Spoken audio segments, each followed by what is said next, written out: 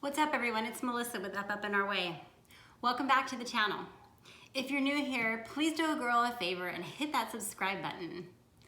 So 2020 was supposed to be our year of travel, and well, for obvious reasons that just didn't happen this year. And so it made me kind of sit and reflect about when we were younger and we just didn't have money for a lot of traveling. And I really looked forward to our first trip to Cancun. And I set these expectations in my mind about what Cancun would be like. So today I'm going to talk about the 10 things that I didn't expect when going to Cancun for the first time. Let's do it. When visiting Cancun for the first time, I really had my heart set on delicious Mexican food. I thought that I was going to be eating nothing but amazing, authentic, delicious Mexican food the entire trip. And I will tell you, I was so wrong in that expectation. Cancun is very much a tourist area, and they cater to a whole variety of different people. And so especially if you're staying at an all-inclusive resort, you're going to have a lot of different food options, not just Mexican. There's going to be Italian, Chinese, Brazilian, I mean, you name it, you're gonna find it in Cancun. And even if you are eating Mexican food, if you're staying at a resort, you're not gonna get authentic Mexican food, at least maybe not what you're used to. The food in the Cancun area is very regional. Just like here in the States, the foods in the different regions of Mexico are gonna be very different from each other. And so the food in the Cancun area is very Mayan driven because the Mayans brought up Cancun. So you're not necessarily going to have a lot of the food options that you might have expected. Not to say that you can't get them, but you're probably gonna have to go into town where the locals eat to get that type of Mexican food that you were thinking of. The second thing that I didn't expect going into Cancun was the odd random searches in customs. Now, the last couple times I've been there, they haven't really done it, so I'm not sure if they got rid of it, but it used to be when you came into Cancun and you got your luggage, you'd have to push a button and it turned red or green. If you got green, you're free to go. If you got red, you got searched. So one time we got selected for a random search, and I happened to have a full suitcase full of school supplies that I was donating.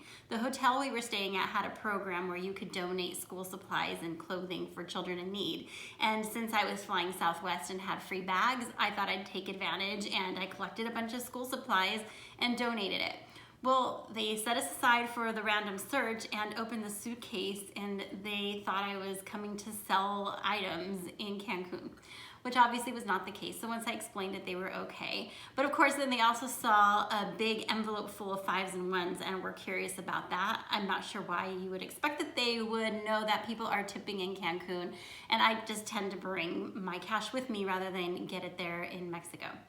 So again, I'm not sure if they're still doing the red light, green light because I haven't seen it the last couple times, but you may expect to be searched just randomly. Another thing that I did not expect to see in Cancun were the airport timeshare sharks. So if you've ever been there, you know what I'm talking about, but once you leave customs and you're going to head out to your transportation, you want to just make a beeline for the exit, just get outside, that's where your transportation is going to be waiting for you. And if not, you will be hounded by people that look like airport officials, and in reality, they are trying to sell you a timeshare. So they'll take you over to their booth and they will try to talk you into going to some resort, and you'll get some kind of benefit out of that. And hey, you know what, if you're into that, great. For me personally, I don't like to waste my time on vacation going to timeshare presentations. They are just high pressure and a waste of my time. I'm on vacation. I want to spend it relaxing, not being pressured into buying a timeshare.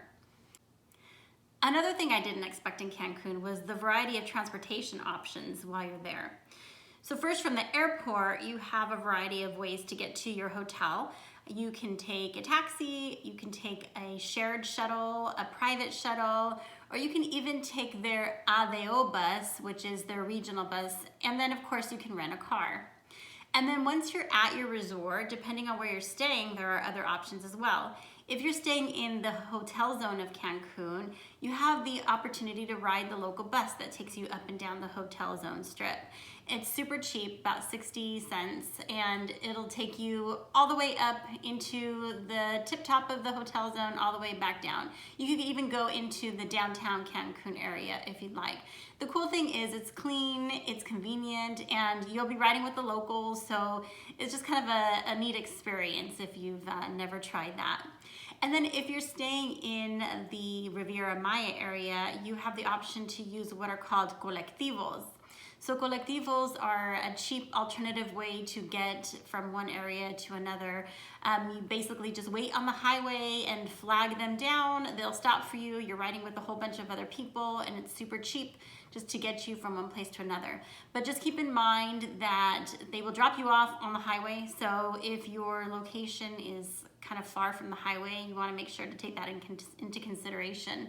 If you're going to Playa del Carmen, though, they do have the colectivo stops in the actual town of Playa del Carmen, so it might be a convenient option for you. We're from Southern California, where it rarely rains, so the weather in Cancun surprised me a bit. And the reason that it surprised me was because it was just sunny, and then all of a sudden it would just rain really hard for like 15 minutes, and then the sun would come back out again. It was just something that I was not used to at all. And we've been in some pretty heavy thunderstorms while we've been in Cancun. Did you see the lightning? It struck. Waiting for the thunder.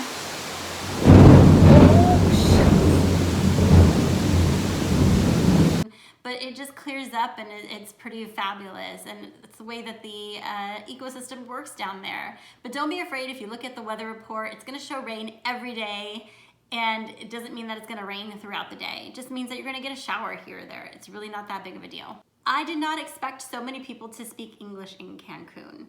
I was brushing up on my Espanol before we went out there, and honestly, I didn't need it as much as I thought I would. Now, I still like to practice my Spanish, so when I go down there, I'll speak pretty much exclusively in Spanish. Just because it's their native language, I want to be respectful of that, and I speak the language, so I should probably just try to do it anyway. But I was just shocked at how many people, from taxi drivers, from hotel employees, from restaurant employees, how many spoke English, and they spoke it pretty well. So don't be afraid to go down there because of the language barrier. You'll be surprised at how well their English is.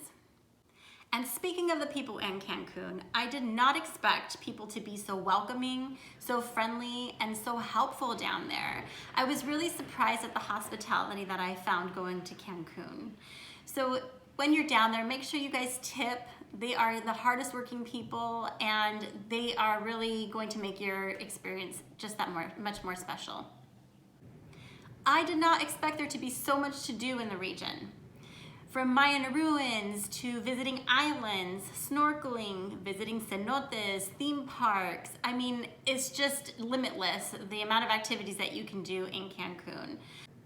In the dozen or so times that we've been there, we still haven't done everything that I want to do. So we keep going back.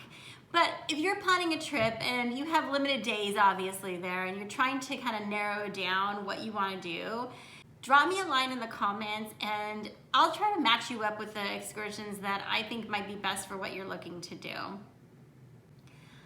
I really didn't expect to get sunburned as quickly and easily as I did in Cancun.